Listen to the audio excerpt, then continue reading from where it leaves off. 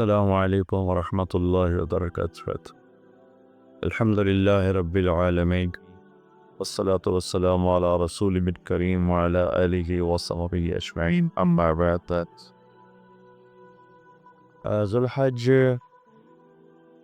کا مہینہ ہمارے مبارک مہینوں میں سے ایک مہینہ ہے جس میں اللہ تعالیٰ نے حج اور قربانی یہ دو بڑے عمل اس میں جمع فرمائے ہیں۔ پوری دنیا سے حجاج کرام اس مہینے میں حج بھی کرتے ہیں اور پھر مینا میں آ کر قربانی کرتے ہیں، اور اللہ تبارک و تعالیٰ نے ان ایام کی قسم اٹھائی ہے، والفجر ولیال عشر والشفع والوتر واللیل اذا یسر هل فی ذلک قسم لذی حجر۔ اور کسی دن کی قسم اللہ نے ایسے نہیں اٹھائی پاس کر اللہ کو نہ کو عید کے دن کی قسم اٹھائے، یہ جمعہ کی قسم اٹھائے، یا لیلۃ القدر کی قسم اٹھائے، انا انزلناه فی لیلۃ القدر وما ادراک ما لیلۃ القدر، یہ فرمائی خبر دی، لیکن مجھے قسم ہے فجر کی، اس سے مراد 10 تاریخ کی فی صبح جو 9 کا دن گزار کے حج کا دن ہوتا ہے، اور وہ گزار کے 10 کی صبح یعنی قربانی کی جو صبح فرمایا اللہ نے والفجر، تو اس کی قسم ہو سکے۔ پھر ولیال عشر، یکم سے 10 ذو الحج کی جو راتیں ہیں ان کی قسم ہو سکے، وہ شفع، یہ 10 کے دن کی قسم ہو سکے، والوتر، اور یہ اللہ تعالیٰ نے 9 تاریخ کے قسم ہو سکے، واللیل اذا یسر، اور یہ 9 اور 10 کی درمیانی رات کے اللہ تعالیٰ نے قسم ہو سکے۔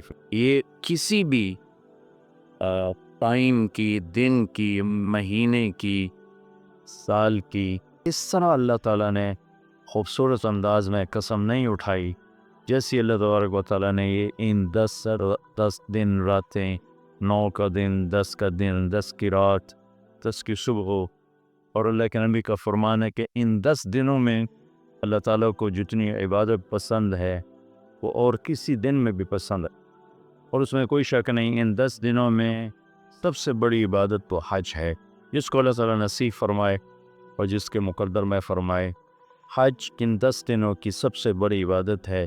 عرفات کی ایک دن کی حاضری وہ 10 لاکھ دن کی حاضری یا 1 لاکھ دن کی عبادت کے برابر ہوتی ہے، اور عرفات کے دن کی حاضری میں اللہ تعالیٰ کا ارشاد ہوتا ہے، میرے بندو آج اتنے گناہ لے کر آؤ، جتنے بارش کے قطرے، جتنے درختوں کے پتے، جتنے ریت کے ذرے، جتنے گردش ایام میں جب سے ٹائم شروع ہوا ہے اس میں بننے والے دن اور رات، اور یار کے توبہ کرو میں سب معاف۔ اور عرفات کے دن جتنا شیطان ذلیل ہوتا ہے اتنا کسی دن بھی ذلیل نہیں ہوتا، اور میرے محبوب صلی اللہ علیہ وسلم نے یہ دن حج کا، عرفہ کا زور اثر اکٹھی پڑھ کے پھر سارا دن شام تک 5-6 گھنٹے مسلسل دعا مانگی، اور آپ نے فرمایا اس وقت میرا اللہ میرے صحابہ پہ فخر فرما رہا ہے، اور قربان جاؤں خطاب کے بیٹے پر فرمایا، اور عمر بن خطاب پہ اس وقت میرا اللہ خاص طور پہ خوش ہو رہا ہے، خاص طور پہ عمر بن خطاب پہ اللہ تعالیٰ فخر فرما رہا ہے۔ تو ان 10 دنوں میں جس اللہ حج میسر فرما دے تو اس سے بڑی عبادت کوئی، حج میسر نہیں ہے تو پھر ان 10 دنوں میں 9ویں کا روزہ رکھنا، ان 10 دنوں میں روزے رکھنا، اس میں نوافل کی کثرت، صدقے کی کثرت، پھر قربانی، یہ سارے اعمال ان 10 دنوں میں انتہائی محبوب ہیں، جنہیں اللہ سعادت دے دے حج کی، بار بار جائیں۔ تابعوا بین الحج والعمرہ، حج اور آگے پیچھے کرو، آگے پیچھے کرو۔ ایک بہت بڑا طبقہ ہے جو یہ کہتا ہے کہ ایک دفعہ فرض ہے اس کے بعد کوئی ضروری نہیں۔ میں کب کہتا ہوں کہ ضروری ہے؟ ضروری نہیں ہے، لیکن ضروری کا مطلب فرض نہیں، لیکن اللہ اس کے رسول کو پسند ہے کہ اس کے گھر بار بار آیا جائے، بار بار حاضری دی جائے۔ اللہ کے نبی کو تو آخر عمر میں جا کے موقع ملا، اس کے بعد آپ دنیا سے تشریف لے گئے۔ اگر آپ اس کے بعد زندہ رہتے تو یقیناً آپ ضرور حج کرتے، چونکہ آپ نے جتنے سال مکہ میں گزارے آپ نے ہر سال حج کیا۔ نبوت کے اعلان سے پہلے بھی اور نبوت کے اعلان کے بعد بھی آپ نے مسلسل حج اور 4 عمرے آپ نے فرمائے زندگی میں ختم پر 4 عمرہ۔ ایک عمرہ مدینہ سے خاص طور پر تشریف لائے جس کو ہم صلح حدیبیہ کہتے ہیں، وہ ہو نہیں سکا، لیکن آپ نے وہیں عمرے کا کام پورا کیا، سر مڑائے، احرام کھولے، پھر اگلے سال آپ اس کی قضاء کے لیے تشریف لائے۔ پھر ایک عمرہ آپ نے فتح مکہ کے بعد جارانہ سے احرام باندھ پہ تشریف لائے اور عمرہ کیے، اور ایک عمرہ آپ نے اپنے حج کے ساتھ کی۔ صدیقی دور میں پہلا سال جنگوں میں گزر گیا، دوسرے سال صدیق اکبر اپنے پورے ساتھیوں کے ساتھ حج کے تشریف لائے۔ فاروقی دور میں عمر بن خطاب رضی اللہ تعالیٰ عنہ 10 سال حکومت کی، 10 سال حج کیا، ہر سال حج میں تشریف لائے۔ عثمان رضی اللہ تعالیٰ عنہ نے اپنی خلافت کے دور میں جب تک امن رہا ہر سال حج کرتے رہے، جب فساد شروع ہوا تو آپ روکے اس میں شہید ہو گئے۔ علی رضی اللہ تعالیٰ عنہ کو موقع نہیں ملا، جنگوں میں زندگی گزر گئی اور اسی میں آپ اللہ پاک کی بارگاہ میں پہنچ گئے، تو لیکن باقی 3 ساتھیوں کی خلافت کے دور میں آپ نے بکثرت حج اور عمرے کیے۔ تو دین کے کسی عمل کو یوں کہہ کر ہلکا نہیں بنانا چاہیے کہ اس کی کیا ضرورت ہے، اتنا پیسہ خرچ کرتے ہیں، اس کی کیا ضرورت ہے، کسی غریب کو دے دیا جائے، یہ اس طرح تخابل نہیں کرنا چاہیے کہ اللہ کے گھر کی حاضری کو اتنا ہلکا نہیں سمجھنا چاہیے۔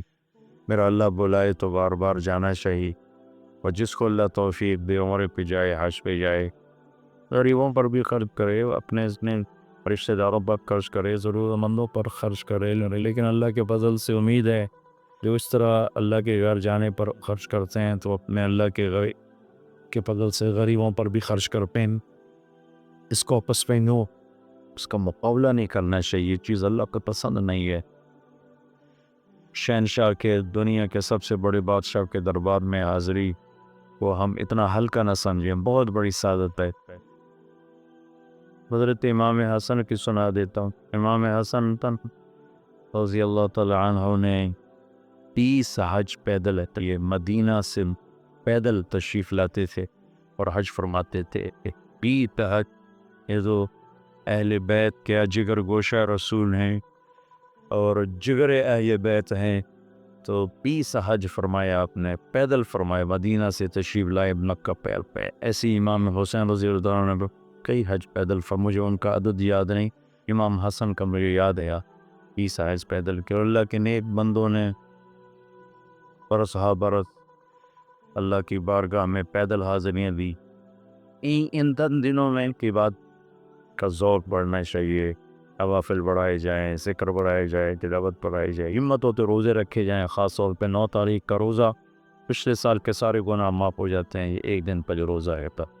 پھر اس کا دوسرا جو بڑا عمل ہے وہ قربانی ہے، اور یہ قربانی آدم علیہ السلام سے چلی آ رہی۔ وَاتْلُ عَلَيْهِمْ نَبَأَ ابْنَيْ آدَمَ بِالْحَقِّ إِذْ قَرَّبَا قُرْبَانًا فَتُقُبِّلَ مِنْ أَحَدِهِمَا وَلَمْ يَتَقَبَّلْ مِنَ الْآخَرِ۔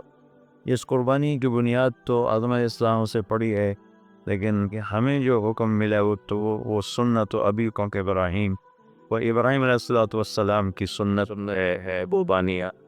گا پتا کون ہے بادشاہ، پھر چلے گا پتا کون ہے بادشاہ۔ ابراہیم جاؤ بچے کو ذبح کر دو۔ چھری لے کر باپ چلا 1500 کلومیٹر کا سفر، سارے راستے کیا سوچ ہوگی کہ میں چھری چلاؤں، اے بکرا تھوڑا ہمارا چاہیں تو بکرا ذبح ہویا پہ کہ وہ عید پڑھ کے گئے اس، اے بکرا تو نہیں کومنا، پتر کومنا ہے۔ عمر کتنی ہوگی؟ 92 سال۔ 92 سال ایک بندے کو مرغی نہیں کوئی جن، تو پتر کومن دا حکم آ گیا۔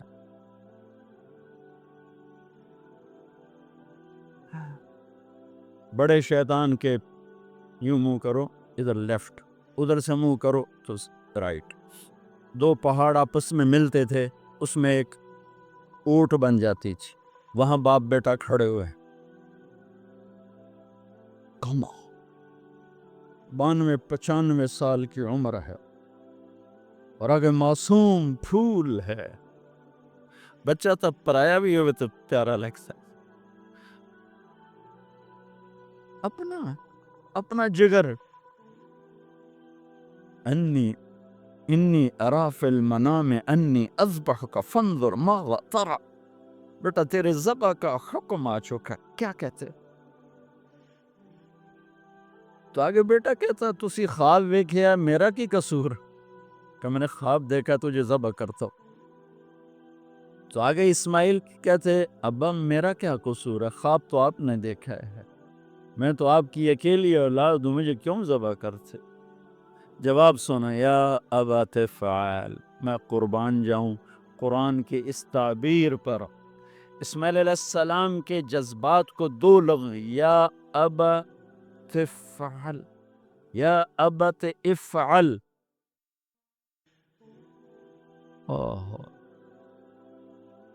کیا تسلیم و رضا ہے. ترجمہ جو بھی ہے، فرمایا دیر کیوں کر رہے ہو. اس سے جو نکلتا ہے نا ایک خوبصورت مفہوم، وہ ہے ابا تو دیر کیوں کر رہے ہو. تو حیران ہو گئے، تجھے پتہ ہے میں کیا کہہ رہا ہوں؟ کہاں پتہ ہے. اب مجھے ذبح کرنے کا کہہ رہے ہیں، تو کوئی گھاٹے کا سودا نہیں ہے.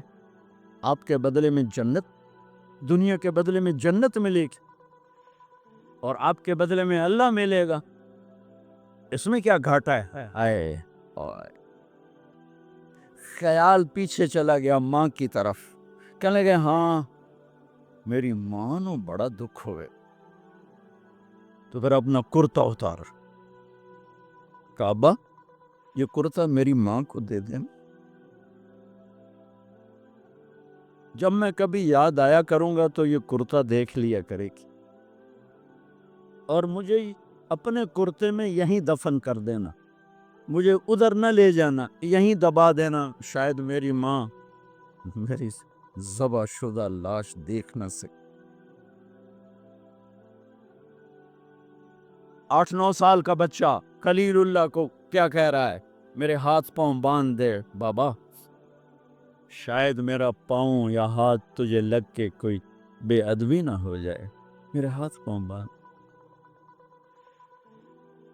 مجھے الٹا لٹانا، سیدھا نہ لٹانا، کہیں آنکھوں میں آنکھیں پڑیں اور تیرا دل نرم ہو جائے، تیرا ہاتھ نہ کمب جاوے. میرے رب دے امر اچ دیر نہ ہو جائے. ان کو ماننے والی امت کہے سود کے بغیر گزارا نہیں، جھوٹ کے بغیر گزارا نہیں، ملاوٹ کے بغیر گزارا نہیں، رشوت کے بغیر گزارا. آگ لگا دو اپنی تاریخ ہو، جاؤ جو مرضی کر، جو مرضی گندگی کھانے ہے کھاؤ، اللہ کی جنت جہنم کو بھلا دو، جو کرنا ہے کرو. لیکن تمہارے بھلانے سے حقائق نہیں مٹ سکتے. جنت بھی ہے، جہنم بھی ہے، اور حلال حرام پہ فیصلے بھی ہیں. ابراہیم علیہ السلام نے ہاتھ باندھے، پاؤں باندھے، کہ کوئی بکرے دے ہاتھ پیر تو نہیں بننے جا رہے، پتر دے ہاتھ پیر بننے جا رہے ہیں. الٹا لٹایا، ایک ہاتھ میں چھری، ایک ہاتھ میں سر کے بال، گوڈا کانڈ تے رکھیا، گھٹنے کو کمر پہ رکھ کر یوں بال پکڑے اور چھری، اور ایسے یوں آسمان کو دیکھ.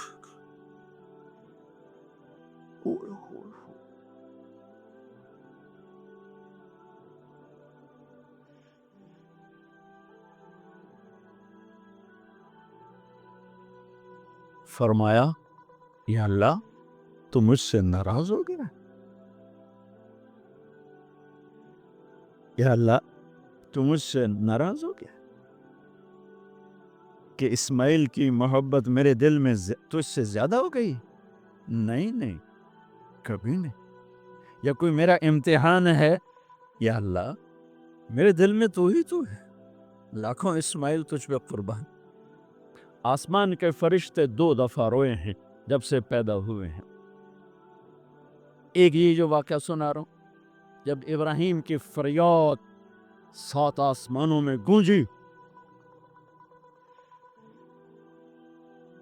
تو نہ رونے والے فرشتوں کے بھی چیخیں تھیں. اور ایک طائف کی وادی میں جب میرے نبی کو پتھر پڑے اور آپ بے ہوش ہو کے گرے تو آسمان کے فرشتوں کی چیخیں نکل گئی. اب چھری جو چلائی میرے رب کا امر آ گیا, نہیں کاٹو گی, نہیں کاٹو گی. یہ نہیں کہ یہاں کوئی لوہے کا ٹکڑا آ گیا یا چھری موم بن گئی یا اے ٹوٹا لوہا بنیا. چھری تیز تھی, گوشت نرم تھا. عرش والے نے کہا نہیں, چھری کیسے کاٹے؟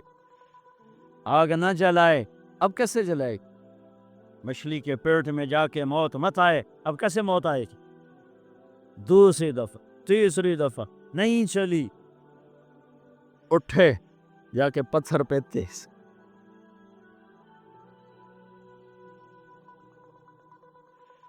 یہ علماء نے لکھا ہے کہ جانور کے سامنے چھری تیز نہ کرو تاکہ جانور کو تکلیف نہ ہو. قربانی کے مسائل میں آتا ہے, قربانی کے مسائل میں, کہ جانور کے سامنے چھری تیز نہ کرو کہ جانور کو تکلیف نہ ہو. پتر دے سامنے چھری تیز ہو رہی, میں چلتی کیوں نہیں پئی؟ جب چوتھی دفعہ پکڑی ہے تو اللہ نے کہا جبریل جلدی کر, میرے خلیل نو جلا لایا ہے. امتحان پاس ہو گیا.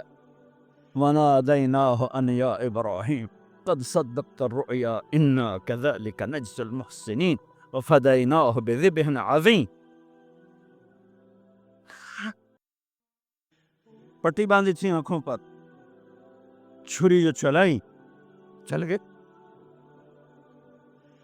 آنکھوں سے پٹی اتاری تو سامنے چھترا اور آگے اسماعیل اور ساتھ جبرائیل, دونوں مسکرا رہے اور چھترا سامنے پڑا. میرے نبی ساری زندگی 2 چھترے ذبح فرماتے تھے قربانی میں, ایک امت کی طرف سے, ایک اپنی طرف سے. حج کے موقع پہ 63 اونٹوں کی قربانی دی. جس امت کے پاس یہ تاریخ ہو ان کے پاس کہاں سے گنجائش لاؤں جھوٹ کی, فساد کی, منافقت کی, زناکاری کی, بدکاری کی, جوے کی. کتنی میرے نسل کے بچوں کو اسی تلمبے میں رہنے والوں نے نشوں پہ لگا کے, ارے میرے بھائی کیوں لوگوں کے چراغ گل کرتے ہو چند ٹکوں کے پیچھے؟ کیا اللہ کے سامنے نہیں جانا؟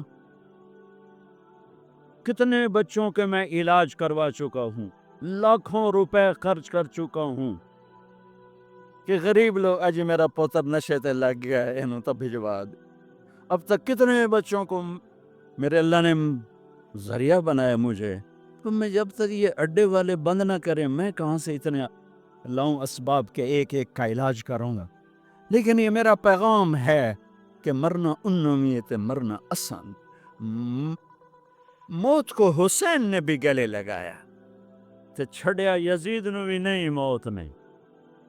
آج فیصلہ ہوگا, وَامْتَازُوا الْيَوْمَ أَيُّهَا الْمُجْرِمُونَ. آج ایک پاسے ہو جاؤ.